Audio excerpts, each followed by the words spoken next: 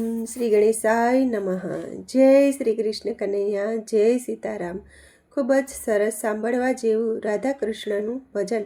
ગમે તો like, share, subscribe કરજો, હાઈપ કરજો.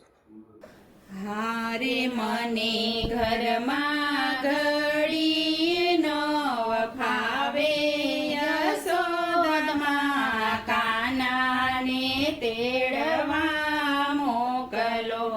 હારે મને ઘરમાં ઘડી ન ફાવે, યશોદમાં કાનાને તેડવા મોકલો.